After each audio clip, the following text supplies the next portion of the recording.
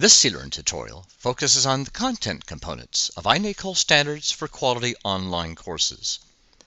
Section A, Content, contains 13 standards organized by 4 strands: Academic Content Standards and Assessments, Course Overview and Introduction, Legal and Acceptable Use Policies, and Instructor Resources. Of the 13 standards, 8 are verified by review teams. The remainder are reviewed by CLearn Central. As publishers prepare a course for submission to CLearn, they provide evidence where we may verify each standard. In some cases, we also ask them to provide a short description about how their resource meets the standard. While the description is for your use, it's also published with the final review.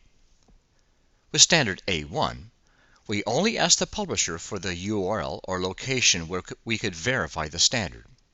That's why the Edit Citation box is grayed out.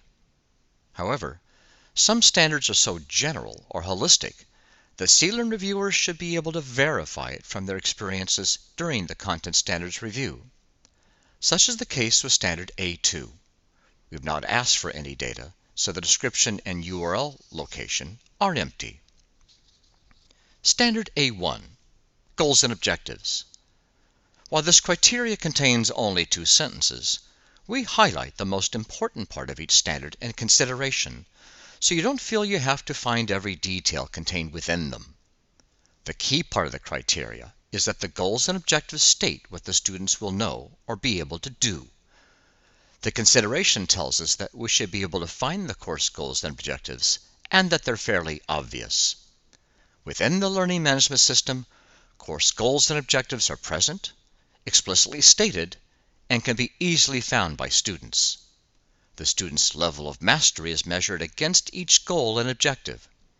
After reading the list of goals and objectives, students will understand what they will be learning throughout the course.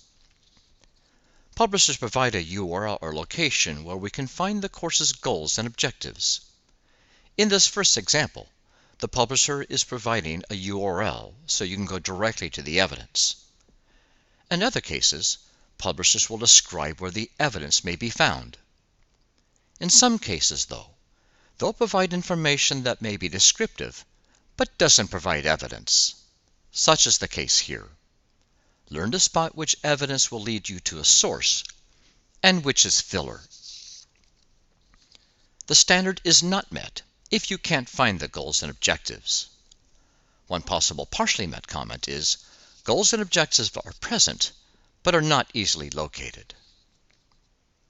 Standard A2, Standards Alignment, is a fairly easy standard to vet. The main part of the standard is that the course content and assignments are aligned with the content standards. The main part of the consideration states that the content and assignments for the core courses are explicitly and thoroughly aligned to the state's academic standards, frameworks, and assessments. Because you've already reviewed all the content standards for this course, you're aware whether a majority of the standards were met. Notice that we've not asked the publisher for any information to verify the standard. Only a particularly misaligned course receives a not met for this standard. In some cases, when a course fails to meet or has partially met a large number of content standards, you'll add the partially met comment, a substantial number of content standards are either not met or are partially met. Standard A3, Rigor, Depth, and Breadth, is our first power standard. In Standard A3, we're asking if the course content and assignments are of sufficient rigor, depth, and breadth to teach the standards. The consideration informs us that when looking at the assignments, assessments, and instructional strategies, are they sufficiently broad, deep, and rigorous, such that successful students will have the knowledge and skills required by the standards? Because this is also a holistic standard, you should be able to determine its status from your experiences reviewing the content standards. For that reason, we've not asked the publisher for a description or URL. While a few CLearn review courses have failed this standard because they primarily consist of reading content, the majority of courses will either meet or partially meet Standard A3. Possible partially met comments include: some content and/or lessons contain insufficient depth and breadth. In order to be of sufficient rigor, depth, and breadth, some or most assignments require additional instruction, practice, and assessment. Course provides practice but is lacking in development and assessment. Rigor, depth, and breadth is dependent upon teacher interaction, and while the course provides content and structure, increased rigor and depth is dependent upon classroom teacher in some units. Standard A4, Information Literacy, includes the State Board of Education adopted Model School Library Standards. Reference the Information Literacy video, created by Glenn Warren, regarding his advice for this standard. This tutorial skips that video. Publishers have indicated which information literacy standards they believe their course meets. Your job is to check which standards you believe may be present. Remember, Glenn's advice is that if you see a part of the Model Library Standard, you should mark it as present. Depending on the subject, a course may have many or a few library standards present. However, we've yet to see a course that has none. For a majority of the courses you review, Standard A4 will be fully met. Only in select cases, when the course calls for these skills to be consistently utilized, would you mark the standard partially met, with the comment, information literacy skills are present, but not consistently throughout the course. This would include many English language arts courses and some history and science courses. Standard A5, Learning Materials, addresses the resources that are available to students before the course begins. As our note states, we're not expecting a specific number, only the students have access to a variety of resources to help them prepare for the course. Publishers supply you with both a description and the location where you can find these resources, which could include technical information, plugins, tutorials, textbooks, orientations, or prerequisite information. For the standard to be fully met, you don't need to find all these things. We aren't looking for a specific number at this time.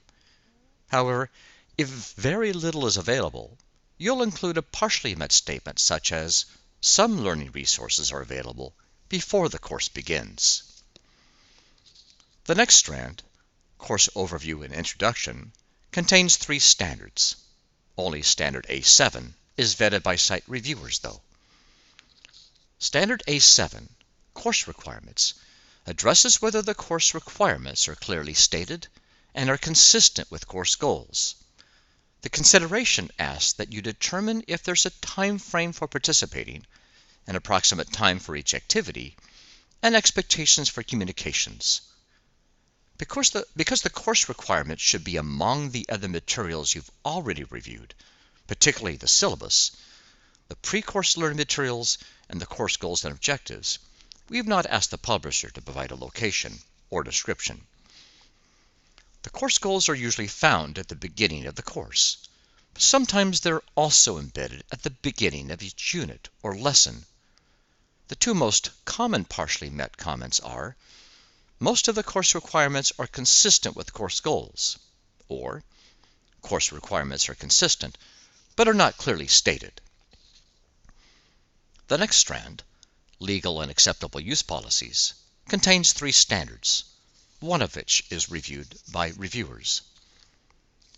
Standard A9, Free of Bias or Advertising, is a power standard that is a mirror of CLearn's social content review.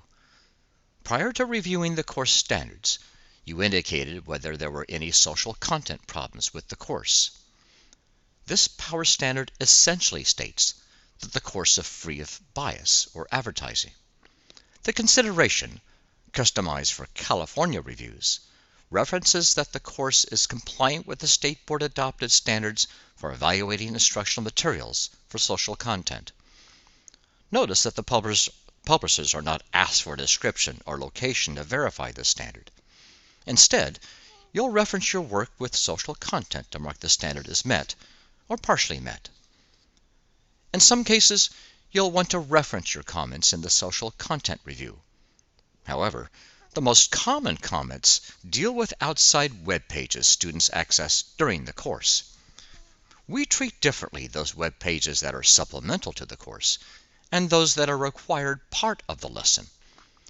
If an outside website is a required activity and it has a social content problem, particularly advertising, you'll mark the standard as not met.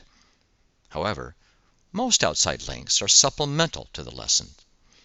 Please note that even if you do find a serious violation of the social content standards, you must still complete the review. In every case where we found a serious social content problem, publishers have corrected the violations after our notification. Completing the review ensures that we won't have to return the course to you at a later date. When students extend their work through outside web links, your most common partially met comment will be number 2. Please be aware that this resource may include links to internet sites which have not been reviewed by CLearn. The final strand of Section A is Instructor Resources. Of the 2 standards, review teams vet Standard 13. Section A's final standard, A13, addresses whether teachers have access to assessment and assignment answers and explanations. This is not an expectation for students, although quality courses should also provide them to students. This power standard asks, assessment and assignment answers and explanations are included. The consideration essentially repeats this expectation. To assist you, publishers provide either a description or a location where you may find the answers and explanations for assignments and assessments. While some courses provide both answers and explanations, it's not uncommon to find that teachers are provided the answers, but not the explanations. In addition, answers might be provided for assessments, but not for assignments. Because of this, your partially met comment may be a variation of those we provided. This concludes our tutorial for Section A, Content.